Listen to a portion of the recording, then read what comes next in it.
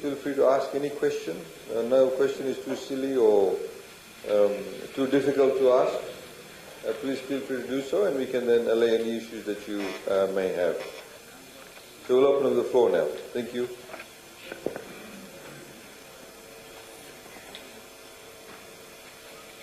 Somebody there going around with the mic.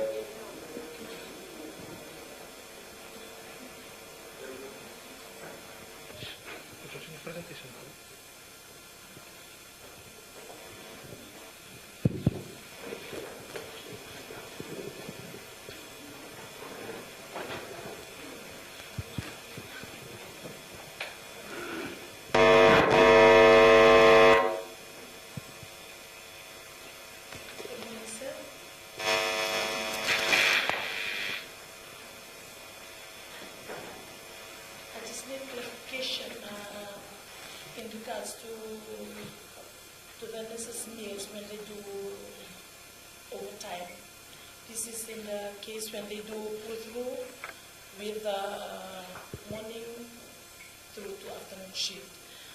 What we've been practicing here is that they provide us with our dinner. But then with this new reform and with the contract, I believe the meal allowance has gone up to $20 if we claim more meal. What I want is clarification from you, sir.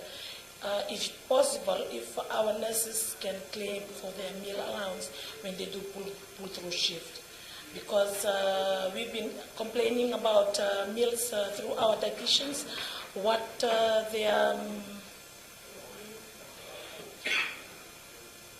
they say is that they work through their budget. So what I believe what we receive is not nutritional enough. Mm-hmm. It's a dilemma that actually arose in Suva too. And I said, you have to be really careful because that's what you're feeding the patients. And if you're saying that the patients are not getting nutritional meal, then there's a bit of a worry. I think that's obviously has been an issue that has been raised. I think there's been some issues that was raised in Suva. The PS of Health and your Director of Human Resources met up with Jane and Bernadette on Thursday last week. Do you want to say something about that? So I'll just confirm the general orders do say that you get a meal allowance if you work overtime. There are some buts, okay? So that's provided that you're not already provided with a meal. So if the ministry is providing a meal, then you can't claim the meal allowance. And it is the ministry who decides whether they're going to pay the meal allowance or provide the meal, okay? So like, when you go on training, if you're out of station, it's the same thing. If you're out of station, you get a meal allowance, but not if you're provided with the meal. So if you're out of station, you're on training and you're given lunch, you can't claim the meal because you were provided with the meal. Okay? So same explanation.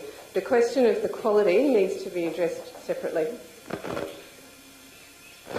I think there's also going forward, at the moment that's the current position. I think going forward also as from a policy perspective, we need to decide on things like that overall. Whether the nurses should actually eat the meal that the patients are given, or whether at all times, whenever they are supposed to get a meal, whether they simply should just get a meal allowance. But I think there needs to be some general understanding of it, because sometimes people say, well, I've got the meal allowance, but I did not have time to buy my meal, so I'm hungry. That's the other thing that we need to think about. But as Jane said, the policy is that if you are given a meal, you cannot claim meal allowance. If you're not given a meal, then you of course get claim meal allowance. I think, but overall, there's a number of areas that we have obviously we can look at into the future. And I think this is the wonderful thing about the reforms. There's a lot of opportunities. The meal allowance has gone up now from $9 to $20. Somebody said to me, well, aren't you paying them too much? Gone up from $9 to $20. I said, well, $9, $20 may be a lot, maybe in Tabua town, but $20 is not much in Suva. But $20 is go to the Denrao, or even Nandi for that matter. So we've actually decided, rather than sort of being conservative about it, we decided to pay more. Because, who knows where you might be able to, where you might need to go for training or whatever meeting you need to go to. So we'd rather pay you more, slightly more, than to pay you less. And then people complain about it. So there's again, we've said we'll review it again, the meal allowance in about 2 years' time.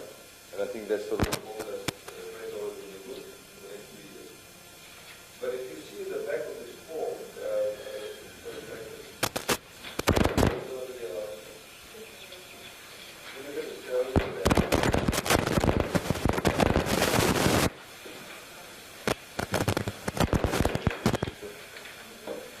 here, this one here, if you look at the salary allowance, I hope you've taken all the right ones. Please ensure you got the right ones.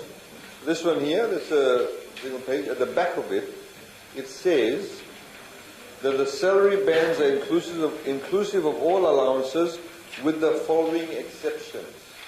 So in other words, in simple English, what that means, all these things that are listed here, you still get as an allowance apart from your salary.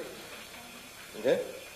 So you will still get location, remote, rural, maritime allowance. You will still get housing allowance. You will still get on-call allowance, seagoing allowance, wherever it's applicable. Obviously, you're not getting a seagoing allowance if you're in the interior of the living. Responsibility allowance, transfer allowance, traveling expense, 30M allowance, subsistence allowance, boarding allowance for teachers, dining allowance, acting allowance, meal allowance, overtime allowance, shift allowance, ration allowance. All of these things will contribute. And as you know, the meal allowance will increase. Others may be also subject to review. This you get apart from the salary increases you got in the normal pay. Meal allowance is different space. Any other questions?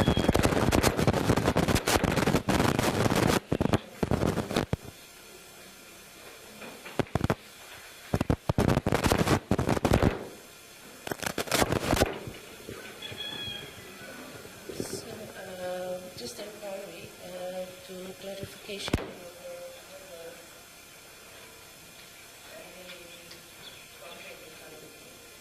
And it says under the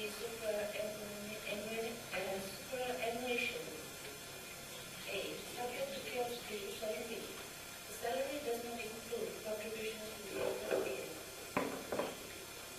board, and the government must make yearly contributions to the Fijian National Permanent Fund Board in accordance with the Fijian National Permanent Fund Act 2011. Indeed, it says the government will record from the officer by the way of deductions in the officer's salary the maximum amount allowable from the amount paid as mandated contributions to the Fijian National Permanent Fund Board in accordance with the Fijian National Permanent Fund Act 2011. Can you just please explain to us what does it mean? We are not sure whether it will be like a normal government FNPF or... Okay, so it is the normal deduction of FNPF. So it's your 8% and the government will still contribute their 10%. Okay? So the two clauses you have to be read because it's referring to the FNPF Act as well. So it's written that way so that if the FNPF Act changes, like if they say, oh, the employer now has to contribute a higher amount, you don't have to go back and reissue all the contracts. It's a very legal clause, but that's what it means. It means nothing has changed. You still contribute, the government still contributes. I think the other point is that you read the two clauses. The 8% will come from your salary, and 10% comes separately from your salary. So if it's $23,000, then the 10% comes from us separately, not from your $23,000. From your $23,000 is your 8%. Yeah. The 10% comes from us separately. Okay. Don't understand. So don't think that 18% comes out from the salary. When 8% comes from the salary, the 10% we pay separately.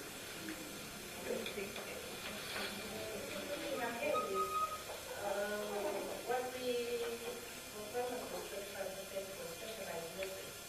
So with this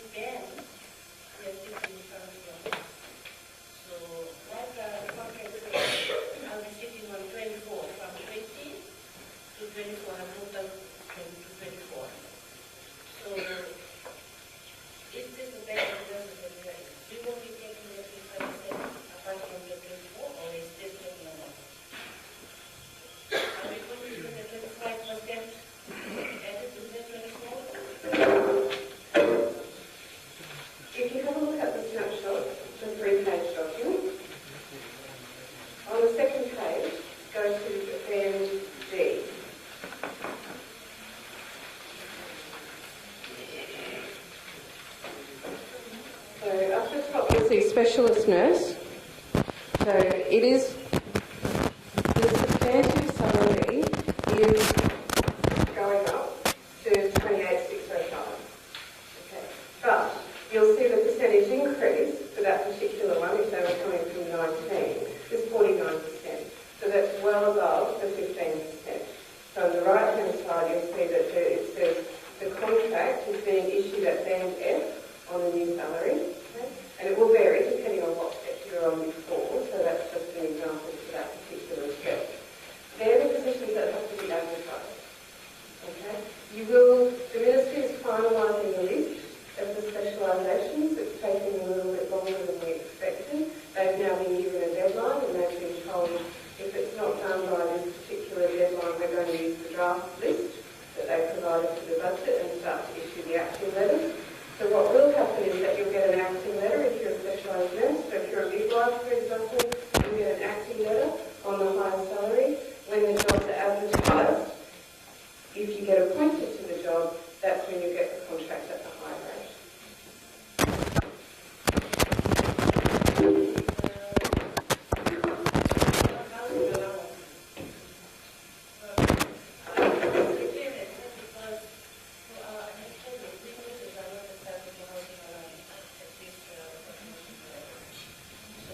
Does this housing allowance apply to everybody, or it's going to certain people? Housing allowance, wherever housing allowance is applicable.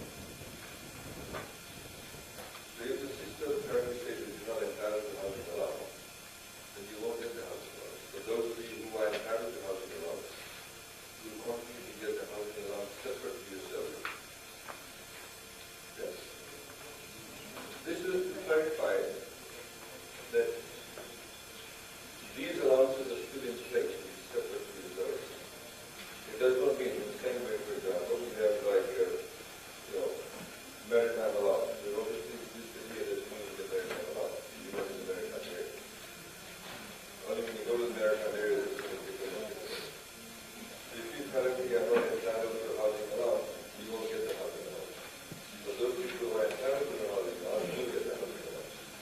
There has been an issue raised about housing allowance. Some people say we should get housing allowance all the time. There were issues raised whether housing allowance should be applicable if somebody is from Nandi, you can hire a lives in Nandi and apply for government job, and he's employed, then should they get housing allowances because they're supposed to go to the work and live on? There's those issues right at the moment though, because your job is actually secure, you apply for the job. And as you know that the old system, of course, is currently still in place, but if you then were sent out from, say, to Palgoa, then you may be entitled to housing allowance, or you may get government orders, whatever the case is. But what we are doing at the moment is also reviewing all these general orders and all of these issues, because some of them are actually quite outdated. So part of the reforms, as James said, we are looking at the general orders, and where some of these allowances may be included or may be reduced in respect of the scope, or generally we want to increase the scope of it. As you know, some of the allowances will increase. For example, for teachers, the hardship allowance or allowances when they go to maritime areas, these rural areas, they also increased in the last couple of years to increase the actual amount itself. That's part of the allowances.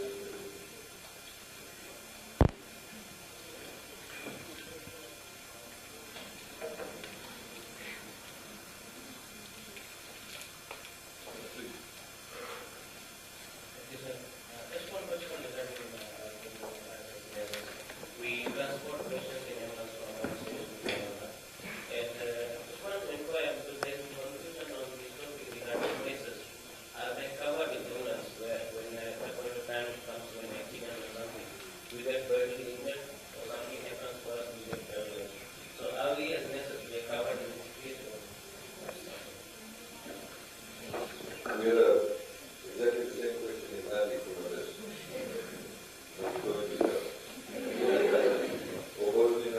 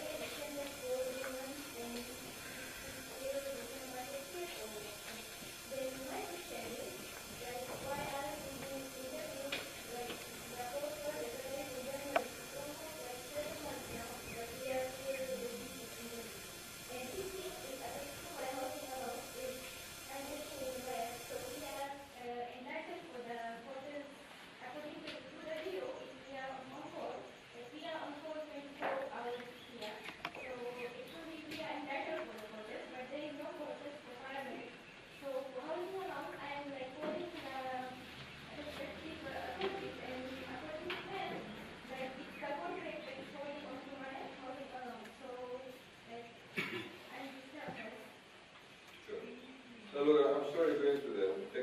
Sorry. Thank you. I'm sorry going through that. In fact, we have a number of people in a similar situation from the Ministry of Health, who are their technicians and paramedics, etc. That's, to be frank, a laxity on the part of the HR department of the Ministry of Health. You should not actually have to go through that. It's nothing to do with the reforms. It's the fact that these people are not doing the right jobs or not doing the right things. And June has been addressed now. Jane has met up with the PS, the Ministry of Health, and the HR person, the responsibility of business.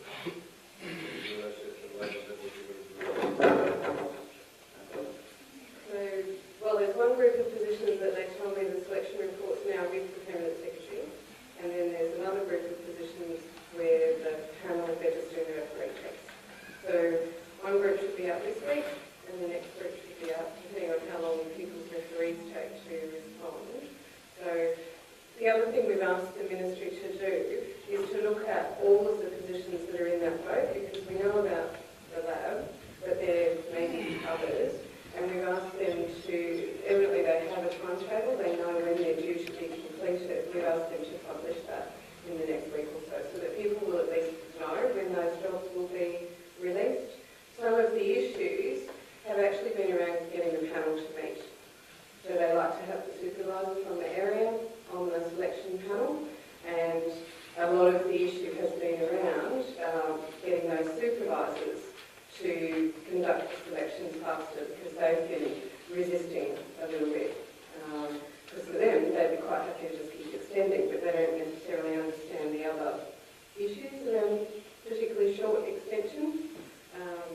So bigger picture, the other thing that we discussed with the ministry was when performance management comes in, so part of the assessment for supervisors will actually be, have you conducted all of the required selections for your area within time so that the appointments can be made. It's a partnership. So part of it was HR, but part of it will tell you the technical areas as well, getting the supervisors to do the panels when they're asked to.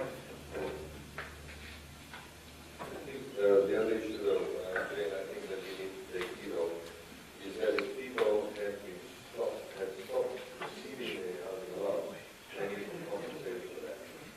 So we'll make sure the right thing happens.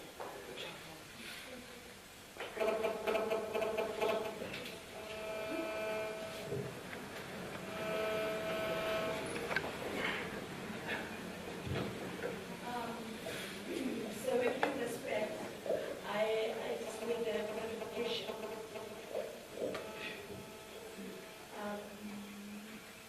Remind us as what if some of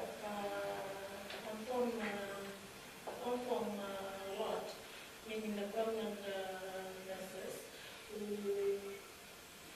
disagree with, not disagree with, it's not a word, but decides not to sign the contract.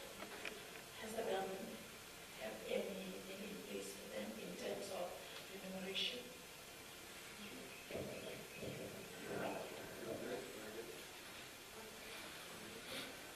I think the Minister was quite clear. The contract is an offer. If you choose not to accept the offer, you stay on your current terms and conditions.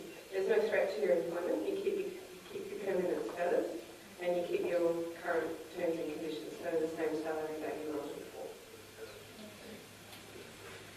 If you were, for example, a specialised nurse and you choose not to accept the contract, you will have to move to being a general nurse, because we can't expect you to perform those duties at the lower salary. So if you choose not to accept the higher salary, then we will move you to a position suitable for your qualifications and skills that matches the salary that you're being paid. That's the fairest way to operate within those salary bands.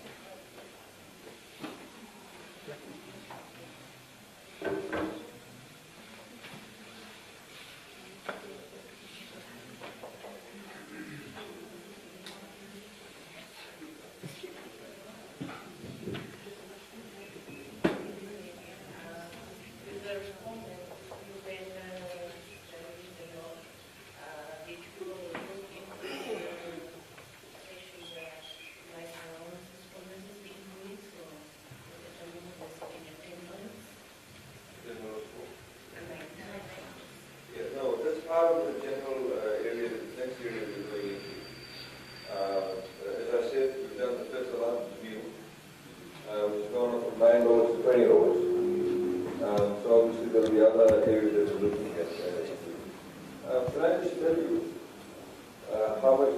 salary is costing us. It's costing us another $148 million more to pay the kind of salary increases we're paying. Overall, our salary bill, all civil service in Fiji, including things like overtime, is about $1.01 billion. That's how much we pay every year. It's about in excess of $900 million in terms of the salaries and what have you, and all the allowances, and then if you add up all the other additional bits and pieces, it's about $1.01 billion. So that's okay. But this is what I also want to impress upon you with the budget too. That's okay, as long as we get the right output. As long as we get the right output, we don't mind paying people the right amount. In the same way, a lot of people said to me about the meal allowance, why are you paying $20? You could have got away by paying $11. Or you could have got away by paying $13. In fact, that was one of the proposals. In the same way, when the union said, just give a 15% pay rise, and when I said no, they said, okay, well, let's negotiate. So maybe they could have agreed on a 10%. But that's the wrong approach. We would not have been able to solve many of these issues. Because you don't mind paying the right amount of money for the right people. We don't mind paying people increased allowances as long as you're getting the right output. It's very important to understand. We have a different approach. The approach is output is there, productivity is there, we don't mind paying that. No problems at all. We're making a bit of money too. So I'll tell you how we're making a bit of money. But the idea is if we pay people the right amount of salary, we get the right productivity, we can even make even more money, all of us together. When I say all of us together, meaning as a country. Okay.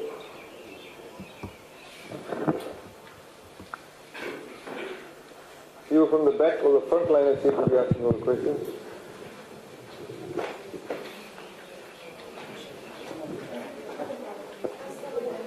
Sir? Sir, just regarding the leave, annual leave. Sure.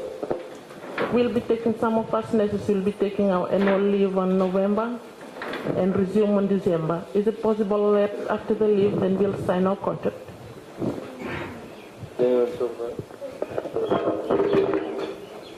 So the contract is effective from when you sign the contract. If you choose to take your leave first, so you're talking about long service leave, that's fine, okay? That's a choice. So when you take your long service leave, you come back, you sign the contract, but payment starts in that month. So if you sign in December, it starts in the first pay in December, okay? So the Ministry actually has a circular that sets out, it's your choice, you can take the leave or you could opt to be paid the balance of the leave, but if it's not due till November, obviously you want to take it, so that's fine.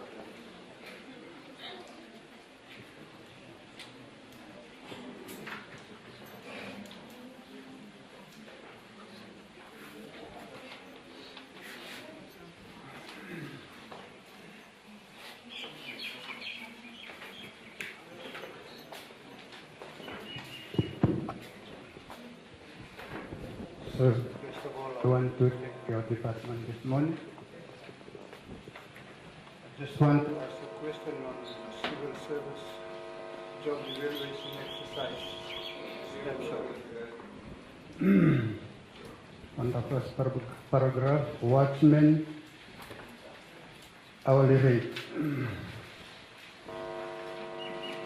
can see the salary here is $4.50.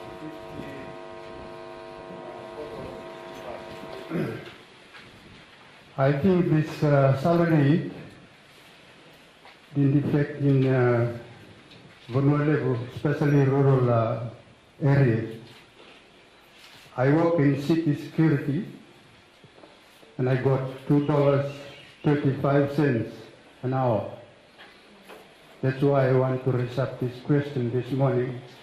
It looks like discriminating for me to see the wages in Viti level and in Vanua level. Thank you, sir. So you don't work for government? You don't work for government? No, sir, in city security. Okay. These salary hourly rates are for government workers. These are anybody that works for government, not in the private sector. They have their own rates, but the private sector, we've also reviewed the hourly rates for everybody in the private sector too. Those people are paid hourly. And that new hourly rate has just come into effect. The Minister Usamate has just recently signed that. So you need to check that. I don't know off the top of my head how much the watchman's rate has gone up for the private sector. That's the minimum wage for private sector. You have to understand that a lot of people don't understand this, is that when we say minimum wage, everybody talks about minimum wage, some people are saying make it $4 or $5 an hour. That minimum wage is only for unskilled workforce. Somebody comes and cuts the grass or whatever it is, it's unskilled. But people who are skilled and in the 8 different wages council, they have different minimum rates. Some of their minimum rates is $6 an hour, some of them have $5 an hour, some of them have $4.50 an hour. That's different. For the watchmen or security guards, I know it's changed, it's gone higher, but I don't know exactly by how much. I don't have it on top of my head. But we can give it to you, if you give your details, somebody can phone you up and tell you how much they're being paid. I know what some companies do in the private sector, they do pay less. In Manulegu, I do know that. They're not supposed to. In fact, some people actually, I know, have gone below the minimum wage in that particular category. Recently, I was told that some company in Lambasa was paying a watchman $1.50 an hour, which is even below the minimum wage for unskilled workforce. So obviously those sorts of things are happening. This is why, as you see, the Honourable Minister Usamate is going around holding his public consultations. In fact, a lot of the exploitation does take place in the private sector. And the irony, of course, is that the unions are absent from the private sector. Very few unions operate in the private sector. They only want to come and work with you guys or state-owned enterprises because they're after your deductions. I'm being frank. They're after your deductions. So this is the reality. A lot of people who work in the retail shops get exploited. We know that. So we're trying to get the Ministry of Labour out there. But you see, the unions, they don't go to the retail shops. A lot of these women who work in the retail shops, we know that some of them don't get paid overtime sometimes. We've had complaints. We try and resolve it. So if you can leave your name and details afterwards, we'll get in touch with you and let you know what is the minimum wage. Okay? Sorry, what is it? Minister Usamate is here today. Savusavu Town Council office. He'll be there. At what time? 10 o'clock? No, 10 o'clock. 12:30. At 12:30 he'll be there. And they'll have all the rates. Yes, to talk to you.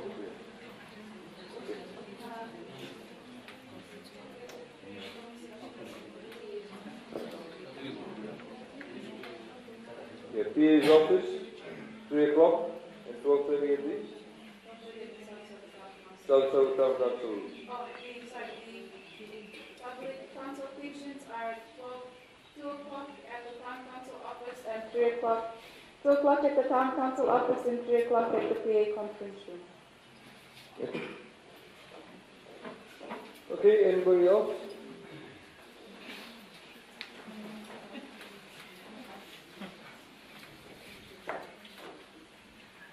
So it's clear as daylight to you?